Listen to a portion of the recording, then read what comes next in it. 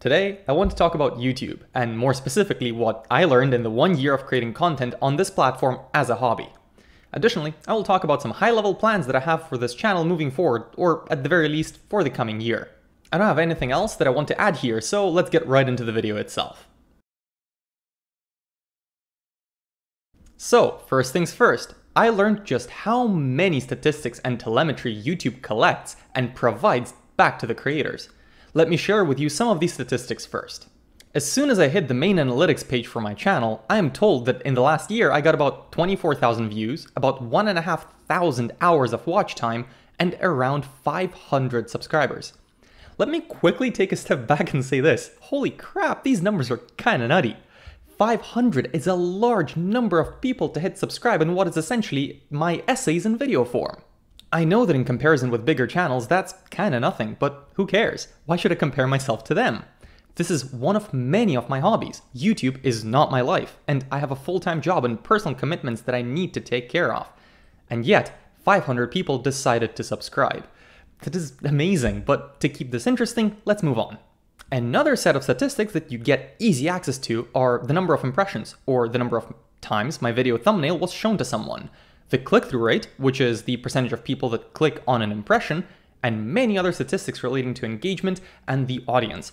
These statistics are also available per video, which is neat. However, another thing that I learned is that statistics like this are actually a double-edged sword. Here's what I mean. Statistics are super useful in analyzing your channel and video performance. It can provide you with actual metrics to make proper, data-driven decisions to do better on YouTube if your goal is to grow your audience and maybe make money here. What about if you do not care about fast growth or want to keep this as a hobby and do not care about monetization? In this case, the statistics can completely suck any and all joy and pride out of videos. I'll be honest, there was a period of time where I got a bit hyper-focused on the stats and lost any enjoyment out of YouTube.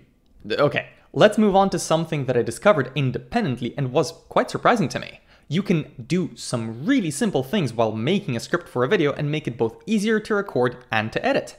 For example, when I started making videos, they were just my essays or articles that I would just record and post on here. It was so hard to figure out where to pause for breath and to gather my thoughts, or where to continue from when I mess up saying something. Additionally, there was no clear way to know where to cut the source footage, so editing took a lot of effort. Then I realized that I can just structure my script in sets of 3 to 4 line paragraphs. Super simple idea, but it solved so many issues. First, if I mess up, I just start from the beginning of the paragraph. I know exactly where I can take a pause to gather my thoughts again. Additionally, this simplified editing by an incredible amount. I can just look at the sound chart in the recording and just cut out pauses and takes where I stop short or decide to redo them. Also, just 4 lines of text don't take too long to say out loud, meaning that the entire section I want to have in the video can be seen in full on the timeline of the editing software just like so. While I'm talking about some surprising things I learned, here's another. I was dead wrong about what the most time-consuming parts of the video production really are. I thought that video editing would be the worst, with script writing being the second worst, and video idea brainstorming being the easiest. Man, it's almost the exact opposite. So video editing, at least for content of my style, is kinda easy. Takes about 4 to 6 hours, and that's about it. Tricks in the script make it less painful too, as already mentioned.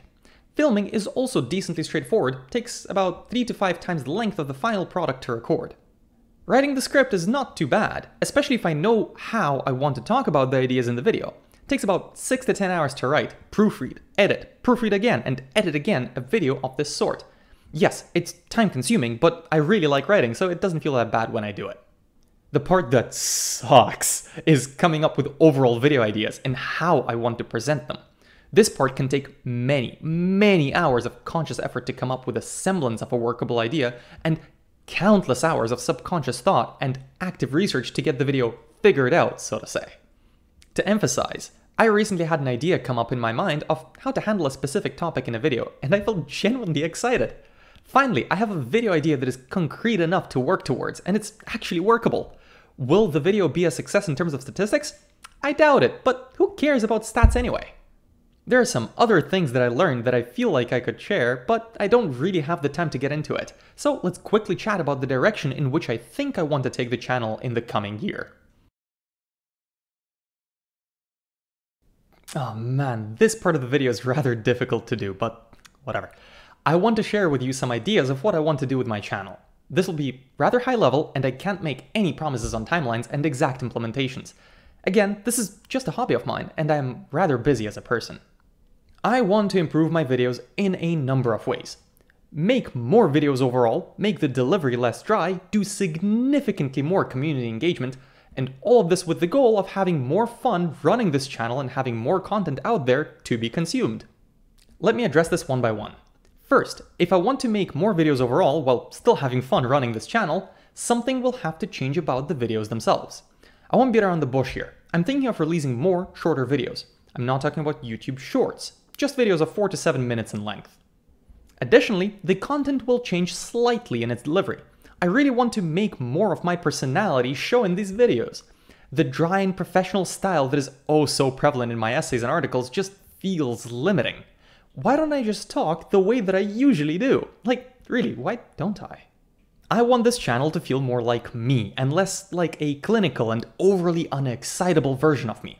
I mean, fuck, a lot of my close friends are dirty fucking degens and I am no fucking better. So talking all professional-like is really making me sound fucking boring. I'm tired, it's no fun, so I will try to keep it somewhat PG-friendly, but the delivery might change slightly. Anyway, wanting to make more videos is great and all, but as I already said, making up ideas for videos is a total pain. So here is where the community engagement comes in. You, the roughly 250 returning viewers in the last 3 months, what do you all want to see? Seriously, let me know in the comments below. Thing is, I have a lot of really odd and specific experiences that I can provide some potentially interesting commentary on, but I don't know if literally any of you care about it. Like, I was an international student living in Dubai, applying to universities across the damn globe. I was the president of a fraternity. I was a TA. I did competitive programming. I actually have a lot of thoughts on software engineering as a profession and much more. I would be happy to share more of my experiences and thoughts and try to make informative videos about them, but I do need your help. I generally want to know from you what you guys want to see. The best way to let me know? Through the comments on YouTube, of course. However, there are some topics that are dry and boring to me, or so hyper-specific to a single person that I might not be able to reasonably answer them. Therefore, I'm not committing to making a video of every single thing that you might ask me about, but I'm interested in being more involved with the community of people that are already here. Actually, the next section I will do in this video will be answering a question I got in a comment and just didn't know how to answer without doing either a wall of text or a mini video on the topic.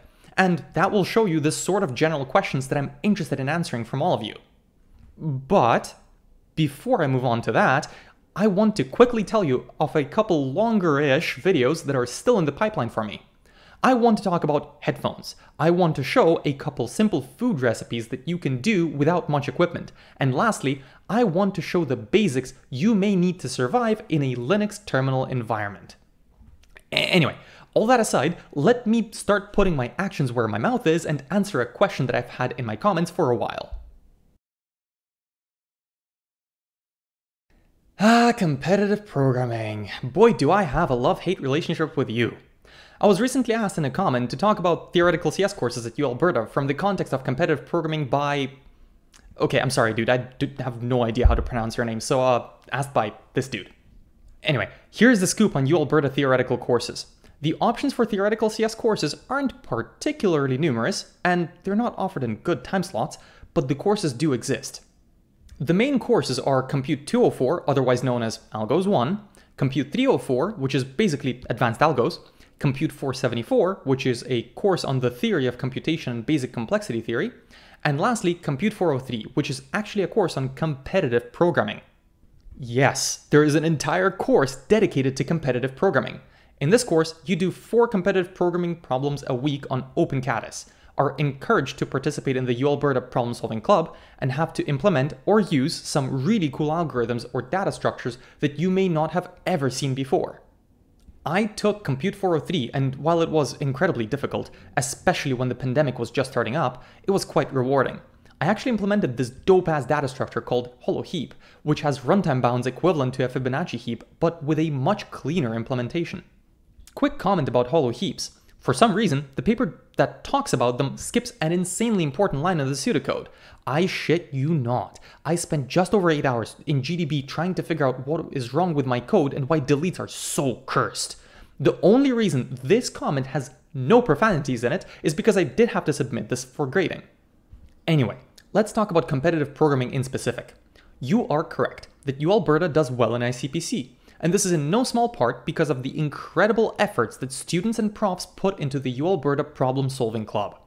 The coach and main organizer for the club, Dr. Zachary Frigstad, is incredible and loves both doing contests and training people for them.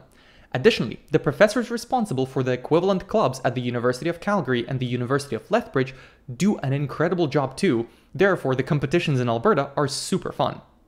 Additionally, both UCalgary and UAlberta organize yearly programming competitions that are not affiliated with the ICPC. At least, I don't think they are. UCalgary typically organizes the ACPC, or the Alberta Collegiate Programming Competition, in the fall semester, and UAlberta organizes the UAPC, or UAlberta Programming Competition, in the winter semester. Therefore, if you're super into competitive programming, UAlberta is a great place to be, and I will recommend it over the University of Calgary, only because I know next to nothing about the University of Calgary. Oh fuck, right, t-shirt. And yes, this shirt is great, but I don't really feel like I deserved it. Oh well, story for another time, I guess. Hope this answered your question. So, in this video, you got to see what I learned in the 1 year of doing YouTube as a hobby, and you also learned about my upcoming plans. I hope that you find these plans interesting as well. So how do you feel about these plans? How do you feel about the direction I want to take the channel in? What do you want to know from me? Please let me know in the comments below. I really want to hear from you. Anyway, I don't want to drag this video out to be any longer than it already is. So as always, thank you for your time. Bye.